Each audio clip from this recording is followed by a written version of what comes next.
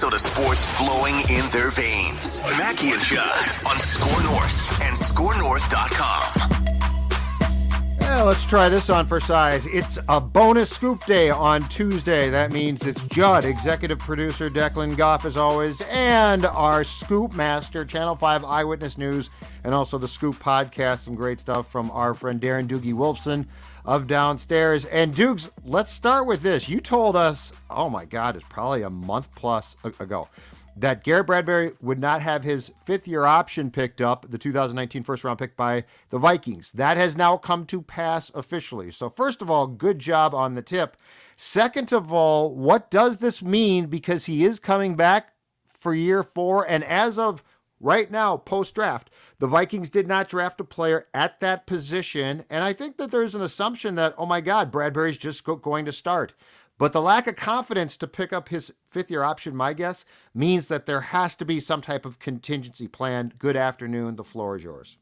Good afternoon, Judd. Hello, Declan. Happy May the 4th be with you, Eve. Always appreciate the back and forth with you two gentlemen. I love you too, guys are doing okay after that debacle at the X last night? No, I'm not. I'm upset. Had a great conversation with Mike Gensel earlier today. Oh, nice. Pro scout Arizona Coyotes.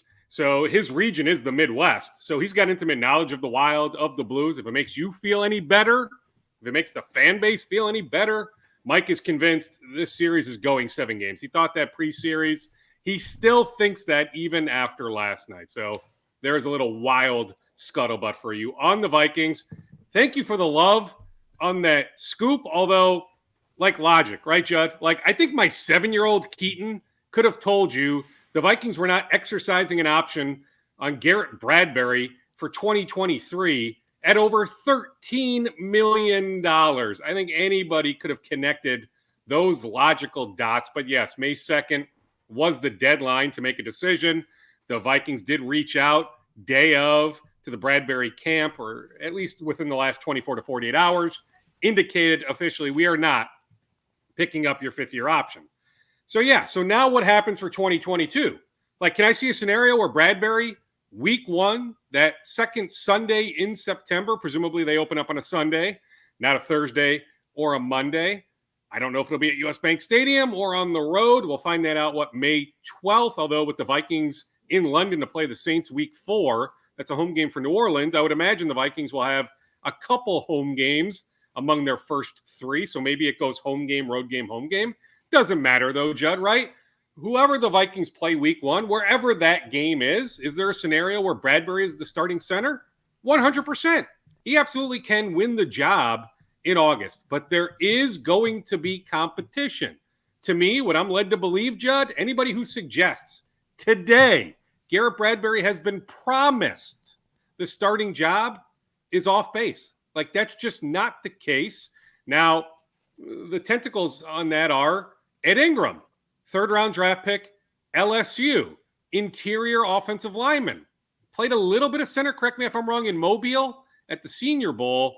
Not at LSU, though. Played left guard, right guard. What about Ed Ingram getting some reps at center in the preseason, in training camp? As of now, Judd, I am told no, or at least it hasn't been communicated to Ed. That could change. Rookie minicamp is next week. Some teams go this week. The Vikings go next week. Maybe when he gets to Egan, maybe in person they communicate that. But as of now, it has not been communicated to Ed Ingram that he will compete at center. But Chris Reed will compete at center. Free agent addition, Indianapolis Colts. You look at him, I think a lot of us thought, you know what, let's make him the betting favorite to start at right guard. And ultimately, maybe he will be the starter week 1 at right guard. But he has been led to believe that he will get a chance to compete for the starting center job come training camp. So as of now, what I'm aware of is Bradbury and Reed, and to be determined on Ingram to be the starting center week 1. So it could be, just to put the pieces of the puzzle together in an attempt to discern what the offensive line is going to be, it could be Bradbury and Reed battling in training camp at center, Ingram and Wyatt Davis at right guard. Does that sound like a possibility? Well, don't forget about Davis from Miami, then Austin and I'll botch his last name, but he's from the Broncos. Remember, the Vikings' new offensive line coach came from Denver. I promise you, Austin S. I'll botch his last name, but Austin S. That was a sneaky under-the-radar free agent addition. Do not sleep on him having a chance. Okay. And certainly Davis played a lot of snaps in Miami, not particularly well, but that was more, correct me if I'm wrong, at tackle, not guard. So I think he will be in the mix. Yep. That So, felt I more mean, like I guess what we're looking move. at, yeah, probably. I agree on that, but I still think he'll be given a chance. But right now, if we had to handicap, okay, Darisaw, starting left tackle. Ezra Cleveland, starting left guard. Although, Judd, I'm telling you, coming out of Boise, he viewed himself as a tackle. I still think deep down, I don't know if he would ever volunteer this information on the record, but I do believe deep down he views himself as more a tackle, not a guard. But for right now, he was fine, maybe more than fine at left guard. So I think right now, like, I don't know how many spots you want to tinker with. Like, let's pencil in, maybe not with ink, but pencil in Ezra Cleveland at left guard. Okay, center, some competition. Right guard, not Udo. I think Udo's going to move back to tackle, be like a swing tackle, a backup tackle. So it's all the names we just laid out. Then you have the best of the bunch, the right tackle, Brian O'Neill. I'm going with Austin Schlottman. I think it is Schlottman. Schlottman. Yeah, I think that's it. Schlottman. I couldn't remember if there was a CH in there or if it was Slotman. I don't have the roster in front of me, so I don't want to botch it. But yes, the name. Looking at the name as you say it, yes, the pronunciation is undoubtedly Schlottman. So Austin Schlottman, with his history in Denver, not a guy I don't think we've brought up. Maybe you've brought up on Purple Daily, but I don't think in this space we've brought him up since they signed him in March. But when you think about the new Vikings offensive line coach, his history with the Broncos, knowing Austin well, do not sleep on Austin at least having a chance. So the first draft with Kwesi Adolfo-Mensah running the show as the Vikings GM is done. Dukes, I believe the Vikings entered last Thursday with 8 picks in the 7 rounds. They end up with 10 picks, but more impressively, only 2 of those picks, both in the 6th round, were at the original positions they started Thursday with. So what can you tell us about a draft that in some ways put Rick Spielman to shame as far as movement? Kwesi made 6 trades by 12:08 on Saturday. So there were still a lot of picks. The draft did not conclude until around 5:30 on Saturday. By 12:08 on Saturday, with a ton of picks to go, Kwesi had already executed 6 trades. Now, you asked me last Tuesday in this space, okay, not that you were literally putting a gun to my head, but give me something. Give the audience something. Like, you're talking all over the place. I now need your prediction. I said, I see a trade back. I think that was the plan all along. You're not guaranteed the right offer or multiple offers to pick from, but I do think heading into last Thursday, Kwesi was always intent on moving down, especially after we knew that Derek Stingley Jr. was not going to be there at 12. Like, alternate world, if Stingley Jr. somehow doesn't go 3, he's on the board at 12, I'm positive the Vikings take him. Like, he was going to be the pick. The Vikings were not going to move down. They would have taken Stingley Jr. at 12. Kwesi admitted late Thursday, big fan of Jamison Williams, but they just weren't going Williams at that spot. We can debate, mistake or not, to pass on Kyle Hamilton, but they weren't taking Hamilton. They loved Lewis Seen. He wasn't the only guy, though, they were looking at 32. They were looking at Wyatt, the interior defensive lineman from Georgia. Also Elam, the cornerback from Florida. Once Buffalo went Elam like at 23, once the Packers went Wyatt at 27, 28, it was clear cut who was going to be the pick at 32. But it wasn't Lewis Seen or bust. I think the Vikings would have been faced with a very interesting decision if all of Elam, Wyatt, Seen were on the board. In fact, in that scenario, I would not be surprised if they had chosen Elam, the cornerback from Florida. But those 2 are off the board. Lewis Seen is the guy. Right or wrong, Judd? Because my intel is the Vikings were convinced, because the Packers did call, Chad Graff had that first from The Athletic. The Packers called late on Thursday and said, hey, here's our 2 second-round picks. We want that 5th-year option on Christian Watson. Give us 32. We'll give you our 2 second-round picks. Give us 32. Kwesi, from what I'm led to believe, was open-minded to such a suggestion. Others in the room, not so much. I don't know if, consensus won out, logic won out, but they decided, hey, we don't need to give the Packers the benefit of having that 5th-year option on this wide receiver they want. Let's stay at 32. Also because their intel, Judd, was the Tampa Bay Buccaneers, first pick on Friday, pick 33, were going to take Lewis Cine. Now, do I deep down think that was the case? Not necessarily. I do think the Buccaneers loved Logan Hall, the defensive lineman from Houston, the interior defensive lineman, all along. That if Cine and Hall were both on the board at pick 33, that it's very, very possible, maybe even very likely, that Tampa was still going to pick Hall. But it doesn't matter what I think. The Vikings legitimately thought Tampa at pick 33 was going to select Lewis Cine. That's why, in the end, they bypassed the Packers' offer, even though Kwesi was open-minded, bypassed the Packers' offer, stayed at 32, took a guy they really like. I do think they had a first-round grade on Lewis Cine. I don't get the sense they had more than 18-ish players with first-round grades. I'll get more clarity on Wednesday. I don't know if you'll be out at TCO Performance Center on Wednesday, but we'll get some information provided to us, some draft background on Wednesday. So maybe on Thursday I'll have a little bit more intel on that front. But I'm just telling you, they really like Cine. My understanding is heck of a player. There's a lot to like about Lewis Cine. We can debate whether taking a safety at all in the first round, whether it was Kyle Hamilton or Lewis Cine, if that makes sense. But I do think he's got some hybrid to him. You can use him some different ways. But bottom line, they thought Cine was going 33 to Tampa, so they decided to stay at 32 to take him.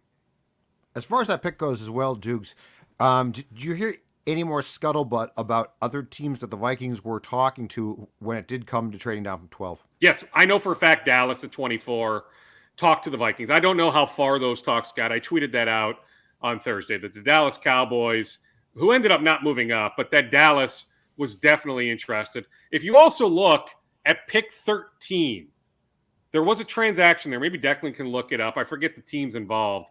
But the pick right after the Vikings, I mean, there were how many trades on Thursday night? 9? 8 or 9? Yeah, 9. Like, it was unreal how many trades. I know all these teams had multiple picks, so we thought there would be a good amount of trades, but I don't know if anybody foresaw 9 trades on Thursday night in the first round. But the team that moved up to 13, was it? Well, New Orleans moved up to 11 for Chris Olave. So Philly moved up to 13. So Philly, I can tell you, Judd, was interested in moving up to 12. They moved up to 13. They were interested in moving up to 12. Okay. I'm sure there were more teams as well. I mean, we had speculated in this space last week about Kansas City at pick 29 or pick 30, wherever they were, late first round. Clearly, Detroit had interest in moving up. But I know for sure Dallas and Philadelphia. Again, I'm sure there were more, but definitely Dallas, definitely Philadelphia. The Vikings did not try to move up from 32. I can give you that too. That, in some correspondence with some team officials, non-Vikings officials, teams that were drafting in the 20s, I heard from 3 teams, the Vikings did not engage them in trying to move up from 32. Hey, Dukes, from your folks, have you heard anything on what this current staff thinks of Mond? Because I'm curious that they didn't draft a QB, which doesn't shock me. Like, that's not a big surprise. But have you heard? Do they think that he is a viable player? Do they think he's? I'm sure that they've gone back and watched all of the practice tape and things like that. So they should have an idea at least about a skill set by now. And I'm curious if we know what direction they think that things might go with the Vikings' 3rd round pick in 2021. Well, I mean, I think it's more think, not know, but I think they view him as a guy who has a chance. Like, okay, they're not ready to close the book on Kellen Mond, but I know, like, they pre-draft did a bunch of work on a lot of these quarterbacks, including Malik Willis. Now, do I think he was ever in the mix, seriously, at 34? I don't. They also passed on him later on. He didn't go until 80-something, 86, something like that, Crazy. to Todd Downing and the Tennessee Titans. But there were some teams who actually thought heading into Friday, I mean, so much time just to, contemplate so many different scenarios Friday morning into afternoon, that there were actually some teams who thought the Vikings were actually going to take Willis at 34. But my sense is the Vikings never seriously considered taking Willis at 34, but definite fans at TCO Performance Center of Willis.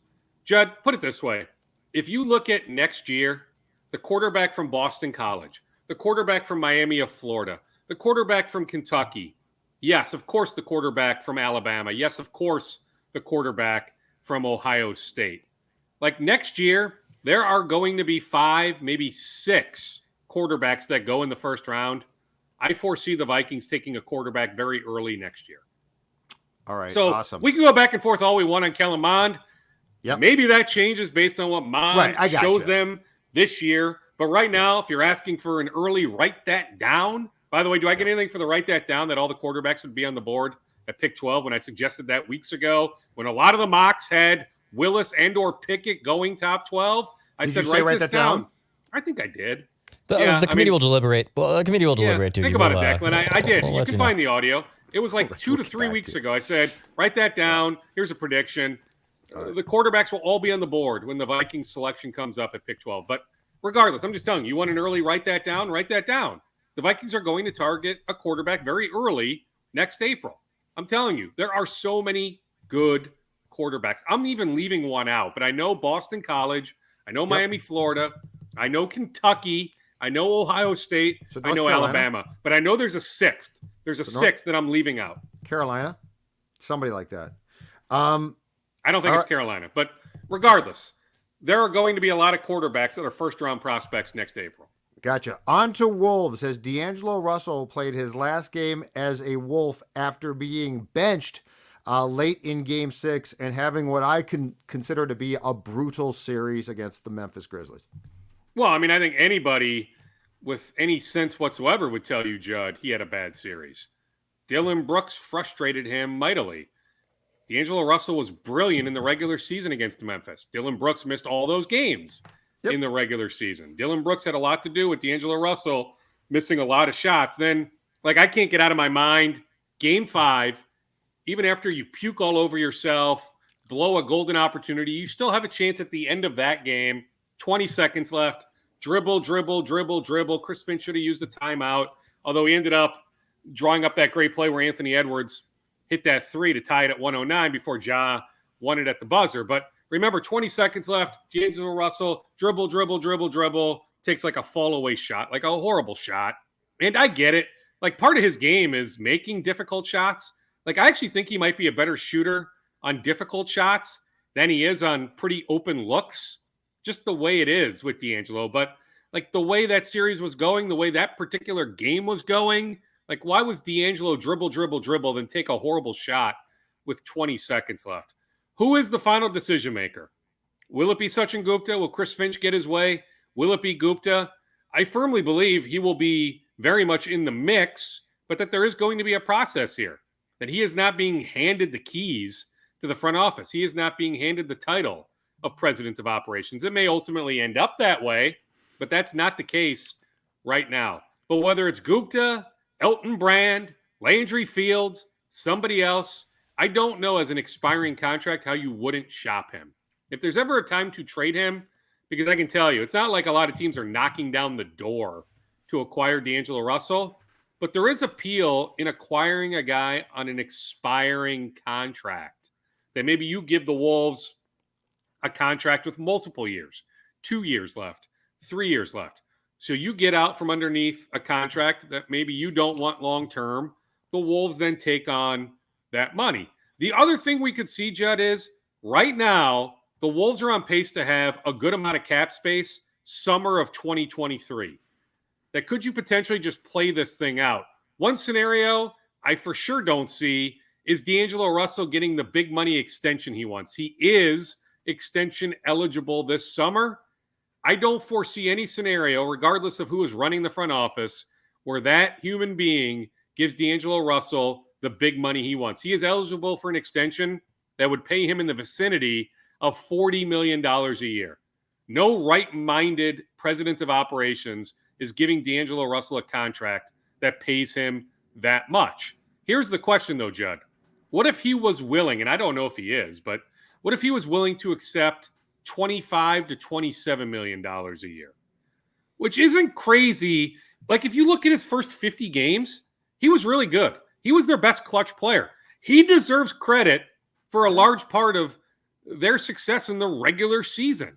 He then fell off like the last 12 to 15-ish games and, was a no-show in the playoffs, was good in the Clippers playing game, but like he deserves some credit for the year he had. Total body of work. So like that's worth a good amount of money. So like what do you do if he says, I will take 3 years, $78 million, 3 years, $80 million?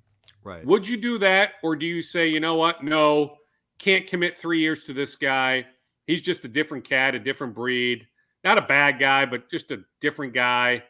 Let's cut the cord, or at least let's just play out next year. Then we will welcome having all sorts of cap space summer of 2023. The playoffs made a big impression, Dukes, and like that was not a to put it succinctly, winning performance. I can't get past that. I don't blame you. Because if this team wants to take the next step, yeah, that was not the next. Like there's already issues that I think can be, if not solved, put up with. I can't put up with that. Yeah, that's fair. He'd be benched. Plenty fair. I mean, these are some of the things that I was trying to lay out.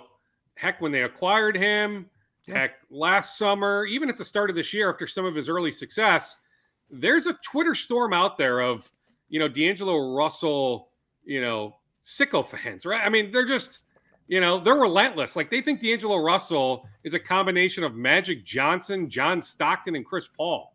Like they think he can't do any wrong. So there is a crowd out there on social media that like thinks he's the greatest player in the league.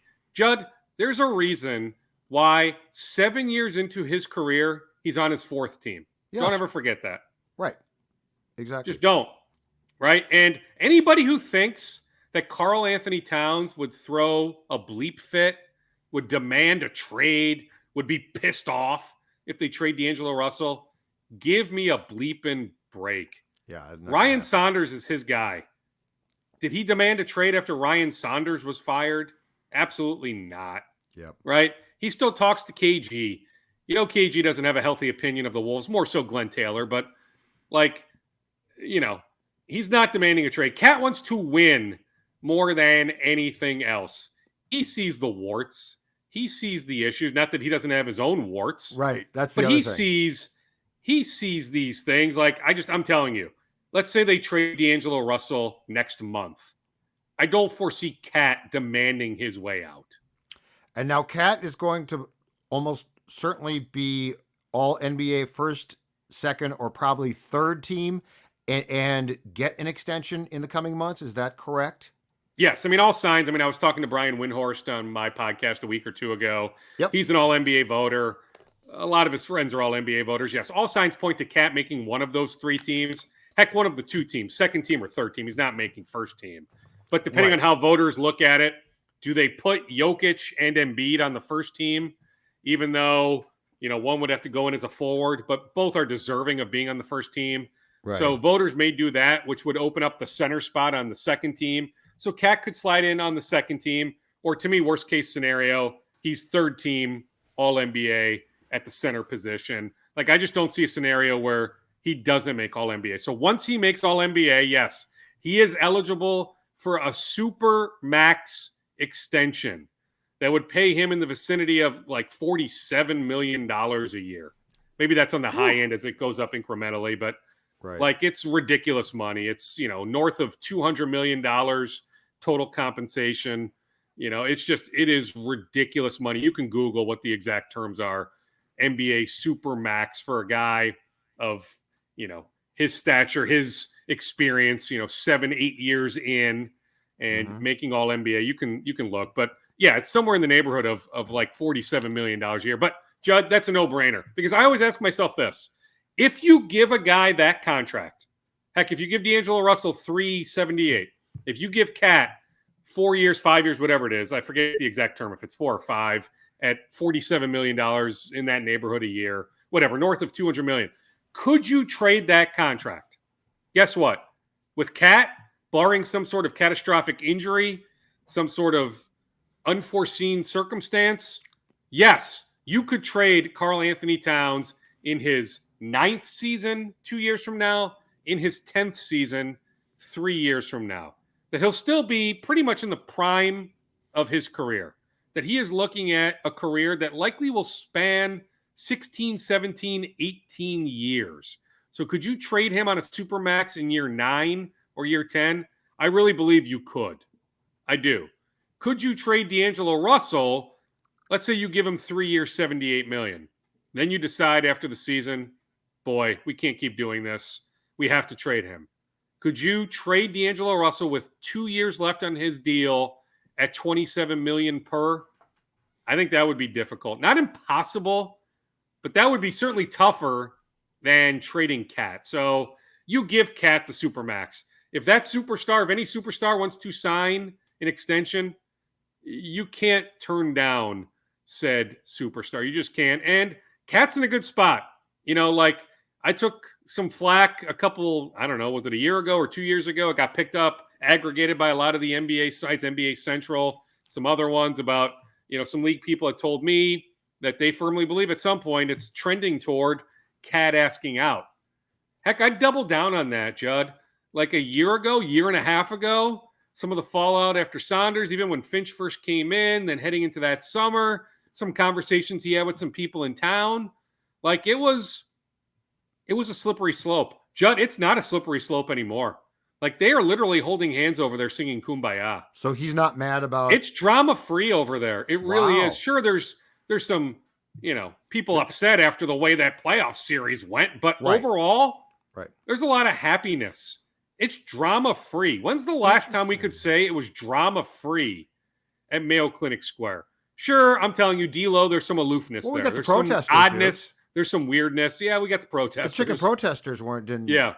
But I'm just talking, for the most part, front office, coaching staff, most of the roster, like there's really good synergy. But yeah, I mean, heck, like, Judd, think about Jalen Noel. Jalen Noel is a good player. Jalen Noel should play a lot of minutes. And I'll admit my bias. Great guy, all right? But Jalen Noel barely played in the series. Did he get in like briefly in game 2 in that blowout? Maybe. But like Jalen Noel was a non-factor in that playoff series. Like, do you think right now Jalen Noel is super happy that after what he contributed in the regular season, he was useless in the postseason? I'm sure he's not happy, right? So I can't sit here and suggest like there's universal happiness at Mayo Clinic Square, but for the most part, there's a lot of people happy, and at the forefront is Karl Anthony Towns. I firmly believe he really thoroughly enjoys playing for Chris Finch, having Anthony Edwards specifically as a teammate, that he feels like the future is really, really bright here. Let's transition. Twin scoops, red hot Twins, first place Twins. What's going on? Here's a question for you. So right now they are, is it 5 or 6 games above 500? What are they now, Dex? 14-9? 14-9, I believe. So, okay, yeah, so 5 over. Yes or no? They will be under 500 at any point the rest of this season. Oh, boy. I'm going to say yes. Yeah, I would say I'm going to say no. I'm going to say no. I'm not suggesting they're going to win 96 games. I still think they're in the 80s. I thought preseason 82 to 84. Maybe they're more like 86 to 88 now. But yeah, I think April, if you look month by month at their schedule, I thought April might be the most challenging, even though they had a lot of home games. More home games in April than July. Like, give me a break, Major League Baseball. Oh, that is idiotic. That season is ticket holder over here, JV. Yeah. I'm pissed about that. You should be pissed. Like, and I get it. There's an all-star break in July, but no way should the Twins have more home games in April than July. But like April's schedule was pretty difficult. Now, if you want to argue some other month, fine, so be it. Maybe some teams pop up the rest of, this first half that maybe we look at August. Maybe right now August doesn't look super tough, but by July 4th, August does look super tough. But I just think April was a really challenging month. and they escaped in really good shape. They have 3 more games here with Baltimore. Would hope they win 2 of 3, if not all 3. So then all of a sudden they're 6, maybe 7 games or 8 games above 500. So they would have to go on a pretty lengthy losing streak or lose, 7 out of 10, 9 out of 14, something like that. I just don't know if that is going to happen. So it's exciting times right now with the Twins, but we do wonder about Miguel Sano's knee. Will he undergo surgery? Will he not undergo surgery? The latest I have is from last night. Unfortunately, as we chat here at 12:30 on Tuesday, I don't have a today update. This is last night an update that if he does undergo surgery, it's more choice, not necessity. That it's not necessary that he undergo surgery, but if he does undergo surgery, it's his choice just to clear some things up, get it going in the right direction as opposed to rehab. If he does undergo the surgery, it is not a season-ending surgery, that he would be back at some point. I wasn't given a firm timeline, but I don't think it would be mid to late August or September 1st. I think he would be back sooner than that. Then the question is, when he does come back, what the heck is his role? If you feel good about a rise at first base or Kirilloff is back up by that point playing some first base, heck, Jose Miranda played 33 games in St. Paul at first base. Jose Miranda, I know he started last night at third base, but Jose Miranda can play first base. So they have some options. So, I don't even know what Miguel Sano's role will look like once he is back, if he does undergo the surgery. And these are things his camp, those are things they're kicking around, contemplating. If he does undergo the surgery and he's out that much longer, how does his role change? Interesting. All right, sir. Final scoops. Wrap it up for us. Well, I saw a report on Twitter. I'm waiting for some text. In fact, I have one, but I won't multitask too much. But I guess it looks like the Lynx are bringing back Odyssey Sims. So the Lynx have their season opener on Friday. She's a good player. So, I want to see what the fallout is there. There has to be something else. I don't think they're just adding Odyssey Sims based on where they're at roster-wise, cap-wise. There's another move. If you bring in Sims, I foresee something else happening. So keep an eye on the Lynx in the coming days with the opener on Friday.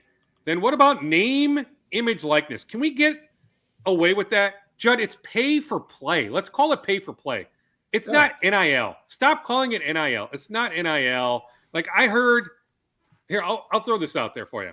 So Kerwin Walton Jr. of Hopkins High School is in the portal, all right, after 2 years in North Carolina. Was really good as a freshman. Hubert Davis benched him for a large part of his sophomore year. I'm telling you, though, Kerwin Walton, with that work ethic, that talent, he can really help somebody at the high major level, okay? Sure. So I foresee him transferring to a high major school. But guess what? When he gets there, I think there's going to be, some company that ends up paying him really good money, right? With one of these deals. It's obviously not the university, but, somebody, a booster, it's what's been happening for years. Now it's just out in the open. And, he'll probably get a car deal. You saw the point guard from Kansas State end up in Miami for $400,000 a year on a 2-year deal. $400,000 a year. There's talk of this Pittsburgh wide receiver going to USC for 7 figures. This is where we were going. The NCAA is a complete joke. They've lost all control. And so I'll be in an event next Monday with Mark Coyle. I hope to be able to talk to him. I guess no guarantees, but I will be in an event. Bring your checkbook. I need to find out what's going on with Minnesota, how this is all working. I will tell you this much, though. Dawson Garcia, Game 4, Wolves-Grizzlies, was seated courtside. Guess who he's sitting next to? Ben Johnson? No, not Ben Johnson. Marty Davis. Cambria's Even better. Own. Even better. The Gophers need a Marty Davis, whether it's Marty Davis or somebody else. It can't be how about Doogie? A publicly traded company. It's got to be an individual with a huge checkbook. And the Gophers need to get on board. This is life now. They need. Are they not on Nigel board? Peck, well, they're still trying. I think a lot of public schools are trying to figure stuff out. If you look at it, Judd, it's a lot of the private schools benefiting so far. Miami of Florida is a private school. Don't forget that. That is not a public school. You got to pay your top players, man. You got to pay, and that can be Page. It doesn't. It's not. This is not about it's all men. This is about your top talent I don't care. Man, woman, child, don't care. Needs to be paid. Yes. Oh, the Gopher women's basketball program has been rock bottom. Unfortunate, but rock bottom since Lindsey Whalen took over, right? You mean to tell me there's not some really good players out there in the portal, or that you could convince to enter the portal if you land them a really nice 6-figure deal to come here to Minnesota? Yeah. It's legal. But I get it. Like, if you're Jeremiah Carter in the compliance office at the U, I don't care. it's got to be a cluster bleep. I can't worry about Jeremiah Carter. It has to be. But, I'm just saying, Miami has it. Now, I get it. Private school, public school. But, Minnesota needs to get on board. Maybe they are trying to get on board. It's just not out there much. I'll dig further. There's a larger story here to be told. But, Sure. whether it's Marty Davis or somebody else, I say we because I'm an alum, we need them or that person or persons to start getting big-time athletes here with these name, image, likeness deals. Or I'm telling you, to me, it's pay for play. I don't want to call it name, image, likeness. I want to call it pay for play. But get somebody like Marty Davis on board. Let's bring in players that way. Awesome stuff, sir. We'll talk to you on Thursday. Thanks, okay. dudes. Enjoy the Wild game tomorrow. Bye-bye.